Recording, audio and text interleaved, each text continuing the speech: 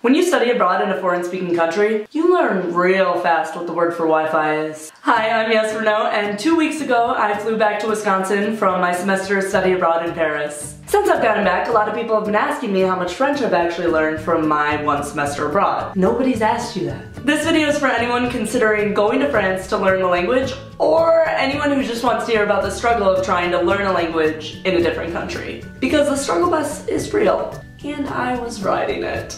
So when I first went to the city of love, you know, doughy-eyed me, I decided to take all my classes in French. Before I went to France, I had only been learning French for 2 years. And you know, the whole jumping into the pool approach actually worked surprisingly well for me. Granted, half the time I had a blank stare on my face, and the other half I was just praying that my teacher wouldn't call on me. But I think somewhere in the process, I learned a lot more French than I otherwise would have. It was also incredibly helpful that there was French around me everywhere. On storefronts, in newspapers, on menus. Heck, even Google changed alliance to French. Even my Google search. That was difficult. I guess in the beginning, I thought that I was gonna learn most of my French by having French friends and talking to them. Because let's be honest, I went in looking for French friends. But the problem with that approach was that my French classmates, they weren't looking for friends. Like, they had their established group. They lived there all their lives. They weren't like me,